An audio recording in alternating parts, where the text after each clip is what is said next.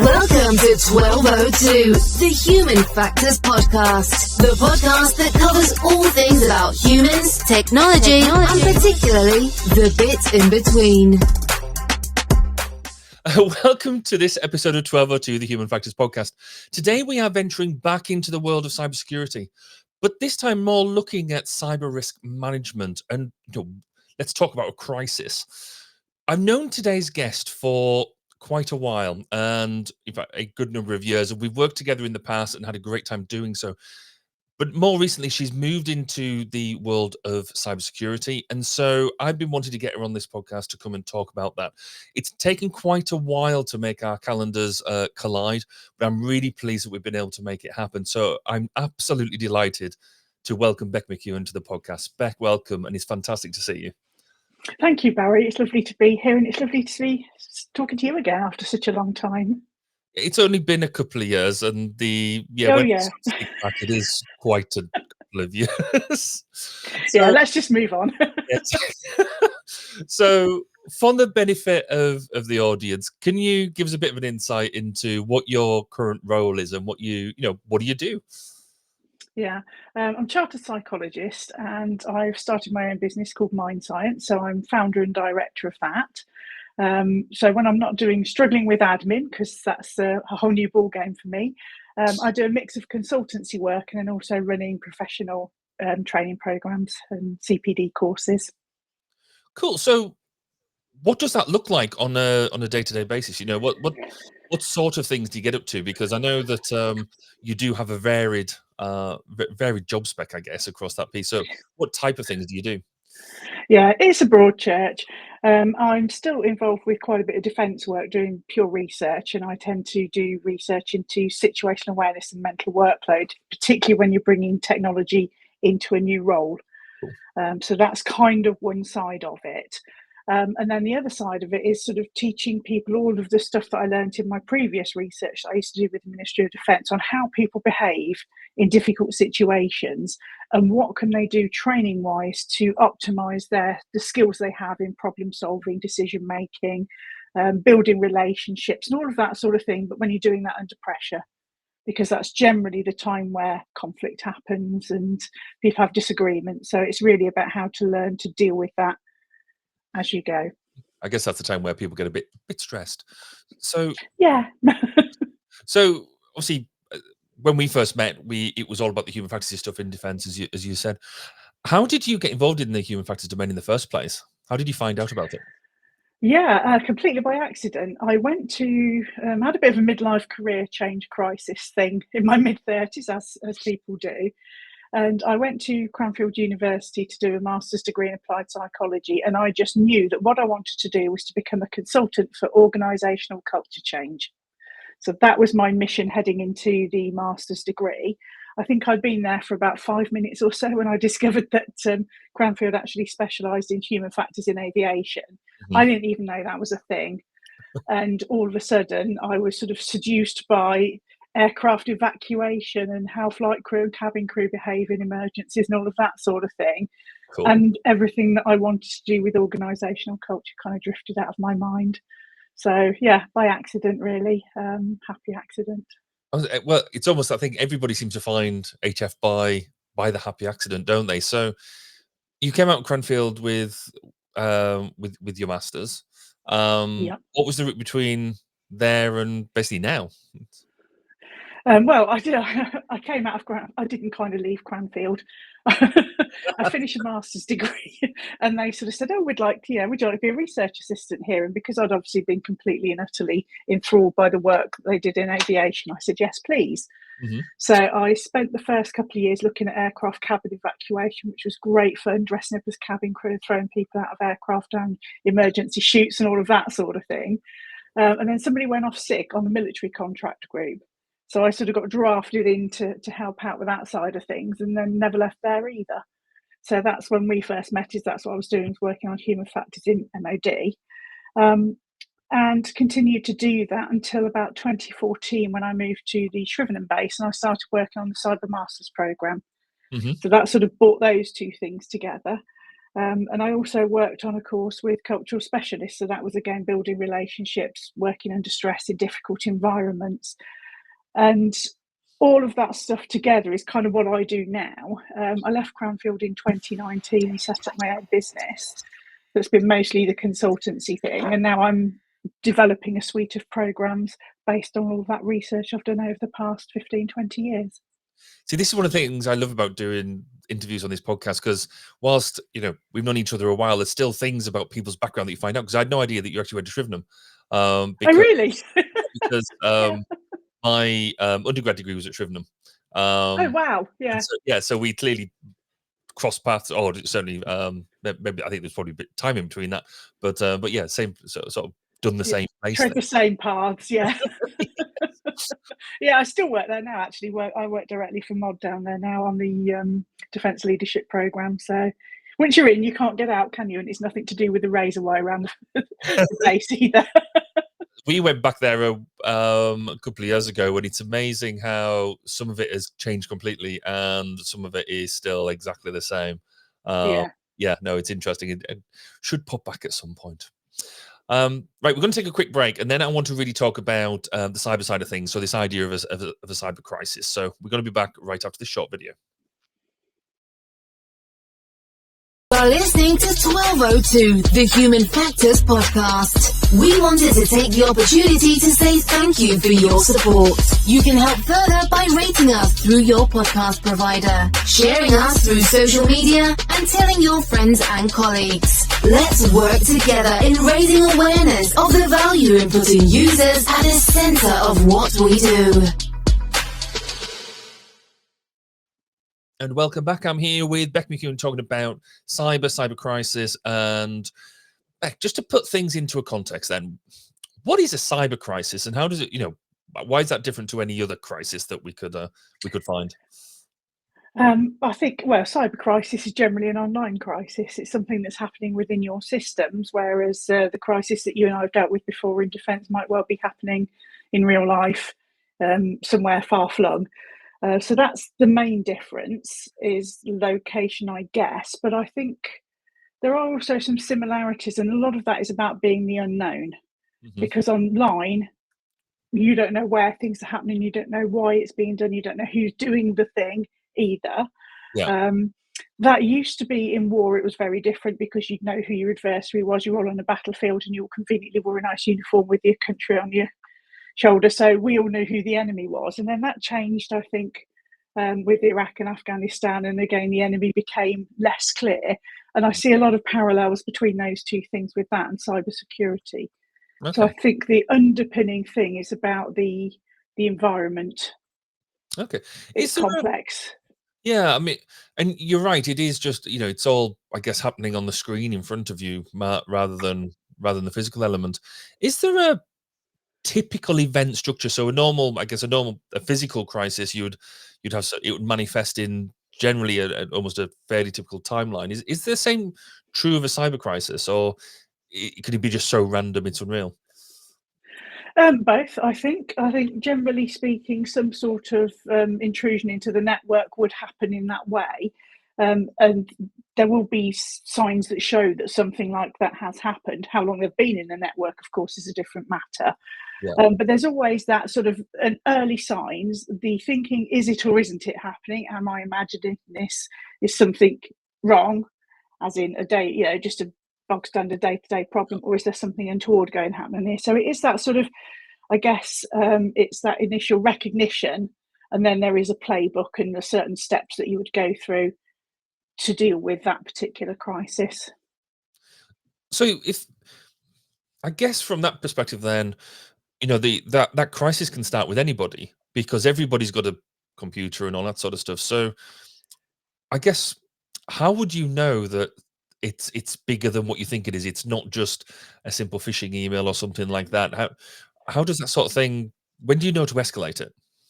I think that sits with the technical people, generally speaking, because they're threat hunters and they're looking out for these sort of things. There's all sort of technical gadgets and shiny things that look after that. I mean, I speak that, I say sound quite flip when I sound that. That's because I don't understand how the technology works. But there are any one of 101 different things to keep a lookout for all of this sort of thing. So the people who spot that are probably going to be people who work in the cyber security team, Right. because that's their job, is to look out for these things on a day-to-day basis. So we're not really then just talking about getting like sort of a simple, I guess, a viral email or something like that. We're talking about something a bit bigger that is properly attacking your network and that type of thing then. Is that right? Well, the viral email could be the start point, as in Yes, okay. somebody's going to click it, but the cybersecurity team won't necessarily know somebody's clicked on it until the click has happened and the action is taken to then start whatever it is that's going to happen as a result of that, whether it's theft of your data or whether there's some virus coming into your system. Yeah, I mean, I guess that's got to be quite scary from their perspective, from the cyber team's perspective, because they almost just see the effect of something happening rather than being able to almost defend it. I mean, there's a lot of whole cyber defense strategies you can put in place to stop that happening in the first place. But inevitably, something is going to happen at some point, and that seems to be the thing in cybersecurity now: is that you know that at some point something's going to happen to you. It's just a case of when rather than if now. And I think also it's quite interesting when you talk to people, because whilst there are lots of playbooks or procedures, checklists, a bit like a pilot, really, you have a checklist of things to do when things go wrong. All of that is in place. But you can speak to somebody who runs a cybersecurity team and they'll say that even though I've done this before and I know what I'm doing, sometimes the enormity of the consequences just makes me freeze. There was one particular person I'm thinking of when I say this who worked for a telecoms company and was going to lose a network at an important national event. Okay. And what they said was that I've done this before, but it's just like I forgot. I didn't know what to do, even though I did know what to do. Yeah. That sort of threw her and knocked her confidence. And when we talked through it, it was basically that thing that you and I know well enough from all of our work in human factors. It's that sort of amygdala hijack, that the brain computes there's a problem coming in, so it focuses on down, it stops taking in lots of external information, and you freeze, basically. Fight, flight, or freeze. And that's what had happened to her. And I think this is kind of one of the points of starting off with me going into cybersecurity, because when I realised that it's not just about the tech that stops, it's about people having that sort of reaction. And what can we do? Because she gained her confidence back once we'd had that conversation. I said, well, that's normal. That's what happens. We're human beings. It's how the brain works. And it's hardwired. And she said, well, if I'd have known that, I wouldn't have felt so bad. So then that started the idea of, actually, do you know what? There's a place for the human factor stuff that you and I know so well in cybersecurity. And I think it's fairly new compared to aviation, military, and all of those types of industries. And I think that the focus has always been very much on tech and shiny gadgets and fighting hackers and coding and all of the exciting stuff. And it's only fairly recently that the human side of it has started to be understood a little more in cybersecurity. So I think that's where people like us have a bit more of a role than we perhaps think we do. Okay, so let's explore that a bit more then. Why is this a human science-based approach different? Is it different? What is it you're pushing that is different from the way that you traditionally do it? What you mean in terms of industry, or I guess in terms of encouraging people to be more cyber resilient. well, I think it's become such a big thing. There's been so many cyber attacks. Ransomware has been very big in the news lately, and I haven't got the figures off the top of my head, but millions and millions and millions of dollars are lost to ransomware every year. There was even an example locally in Northamptonshire where I live. It's a very long established old family company, been around for 75 years, and they went bankrupt because they were basically held to ransom, and the knock-on effect of that meant that the business closed down. Yeah. That, I think, has become more and more known. So people are now starting to think that actually we need to be more resilient against that. We need to be ready for it instead of just dealing with it when it happens. Okay, so presumably you go in then and talk to, I don't know, the leaders, the CISOs, them type of people. what do you say to them? What's I guess if you had a top 5 piece of advice for them, how do you help them? I think for me, it's about recognition that there's an awful lot of talk about security awareness and stopping people clicking on phishing emails, that sort of thing. Yeah. There's a lot of focus on the latest gadget, AI. What can AI do to help it? Is AI going to create it easier for people to do these attacks in the first place? Hacker mentality, that's another hot topic in cybersecurity. Why are they doing this? Can we analyze what their psyche is and that sort of thing? Yeah. I don't see much focus on the actual teams themselves that are doing the defending or even working in cybersecurity in general. Okay. It's all very much about the technology and what the enemy's doing. And I think that's great. There is a place for that, but why not look after the people who are actually doing the defending? Because there's also a lot of burnout in cybersecurity. Right. Okay. That's the latest big topic. And everybody's trying to do more with less resources, and people are, as you know, we're fallible. Yeah. And the more tired and burnt out we are and stressed we are, the less effective we are. So my sort of mission, if you like, is to say, well, look, don't forget about the people that you've got sat in the building who are doing that. You've got to look after them, because that in itself is going to help make your organisation more resilient. Yes. Yeah. So basically, make sure they've got the mental wherewithal to be able to keep protection. Yeah. Okay. So I guess for you then, what does success look like? How do you know, once you've been to talk to some of these people, you've engaged with them, what does success look like for you? This is always an interesting conversation to have with clients, because traditionally everybody likes metrics to say this is successful. We've put people through a training course and 98% of them passed. Yeah. That's fine. The difficulty we have is that I can give you statistics about people who can go through training courses, but the more difficult but interesting thing to look at is, did that actually have any effect on the job?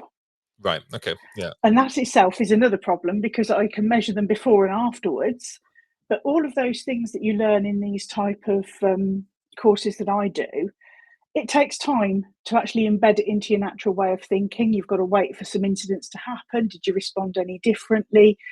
So it's not quite as easy as saying, yes, you can tick a box and say, here's your certificate, you can do it. Mm. What I tend to do is to go back after a few months, and then we have another mop-up conversation about, well, how has it been? How have you found doing these techniques and tactics and techniques that I gave you? And then they start to look at their figures from them. Well, have we had a decrease in, it could be turnover of staff, it could be people off sick. Every sort of organisation has different metrics. And Cranfield have recently done some quite interesting work that started to look at outcomes rather than performance, which I think is possibly the way to go. And that's a bit, so how have your communication skills, if they've improved and you're now working across the business and the business across silos more effectively, should we rather be measuring that than the level of skill that you actually have? So that's something else that I'm looking at now, because I think it's probably more appropriate for these sorts of skills that I train people in. Yeah. Yeah. I mean, obviously, when we talk about things like CISOs and like big C-suites and all this sort of thing, when we look at, I guess what 95% of the businesses within the UK are all small businesses. So you're looking between, I guess, 1 and 250, or even the micros, which is like 1 and 10 size businesses. We don't have the mental capacity, the time in the day to have elaborate and we don't have an IT department and all this sort of stuff to deal with this sort of stuff. So what's your advice for small businesses? How can they defend against this sort of stuff by taking a more human oriented approach? Yeah, I thoroughly recommend for small business to go and have a look at the National Cybersecurity Centre website, because they've got excellent resources there for small businesses, and they recognise that, small business myself, I don't have the technology, I don't have the people, I don't have the time to do that sort of thing. So they have some very good advice there. And there's also a thing called Cyber Essentials. I don't know if you're familiar with that. I've had to get it because I work with defence. But even doing that has helped me make sure I've got the right technical systems in place to know that the basics are covered. Mm-hmm. So I think that there are some things you can do. There are also some service providers that work specifically with small businesses that you can employ for, I don't know, a monthly fee, who actually help you with that sort of thing. And then if you were to have a cyber attack, they would come in and step in and do the job for you. So again, it's going to depend on the size of your business, and obviously how much money you've got to spend on these sorts of things. But there are ways. It doesn't have to be an in-house cybersecurity team. There are lots of different ways of doing it. And I've been doing some work with a friend of mine down in the West Country, and he runs a small business like that. So we've been talking about setting up something like even just a basic outline cybersecurity attack playbook. So what would you do? You know, here's the things, you fill in your own contact details, but at least you can grab it, because if you've got that book to grab and follow some steps, that's a good way of starting to calm down and not panic. Right. And we're looking at putting the human factors into that side of it as well. So it could be something like quite a nice little, fairly cheap resource for people who run businesses like you and I do. I mean, you're right. To have that sort of resource available, that it's probably with the best one in the world. You know, we look at quality, and yes, we have our quality manual, and you review it every year in detail, don't you? Yes, we do. Honest, and even essentials to a certain extent. It is a useful guide, but it's still just a questionnaire, you know, that you fill out yourself and self-declare, unless you're going for the Cyber Essentials Plus. But to have, when that doesn't help you when it all goes wrong, to have that book to hand that you might have only glanced at before, but then you can pick up and use, it's going to be really, really quite a powerful. Just know it's there, yeah. And I'm not sure how many people would actually understand that the NCSC, the National Cybersecurity Centre, do as much as they do, because it wasn't until I started going into cybersecurity and industry that I even knew they existed. Yeah. So again, it's that typical thing, isn't it? You try and spread the word, but it's not always that easy. Yes.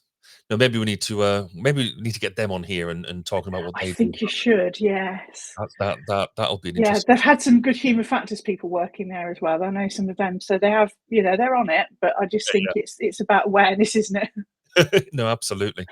No, thank you for that. I'm going to play another really quick break, and then we'll get into the final 3 questions with you. Okay.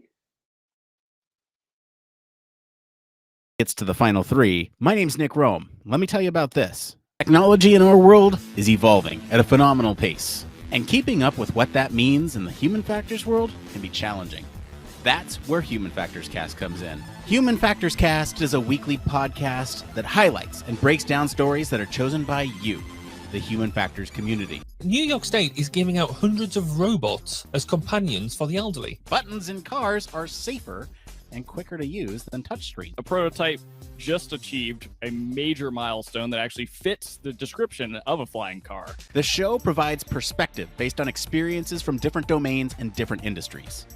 We even cover some of the hottest conferences in the field. On this episode, we're recapping EHF, Ergonomics and Human Factors Conference, Neuroergonomics Conference, Human Factors and Ergonomics Society, UXPA International. Join me, Nick Rome. And me, Barry Kirby. Every Friday morning when Human Factors Cast drops on YouTube and your favorite podcast directory. And remember, it depends. And now I'm going to send it back over to Barry for the final 3. Thank you, Nick. So these final 3 questions are the same 3 questions that we ask all the guests on the show. Do you have a go-to favorite book or a paper? It can be academic, technical, or fiction that you go to repeatedly all the time. Yeah, I have 2, and I can't choose between them. So I kind of, I bought them both. Fair enough, yes. So I think, first of all, is this one. So Thinking Fast and Slow. Mm-hmm. Great book by Daniel Kahneman. I really should be on commission for this because I recommend it all over the place. For me, this is a really good book because it explains how the mind works and how that can impact on the way we understand situations we're in, types of decisions we make, and problem solving, all of that sort of thing. But it does it in a really nice way to make it understandable. There's no sort of, not so much tech speak, but a lot of stories about what goes wrong and what goes right. Yeah. According to cognitive biases. And then my second one is a bit more of a technical book, and as you can see, it's quite widely used. And this is Human Factors Methods. It's the Bible. And yeah, the Bible, practical guide for engineering and design. If anybody wanted to try and find out a little bit more about the human side of things, this book tells you how to go about it.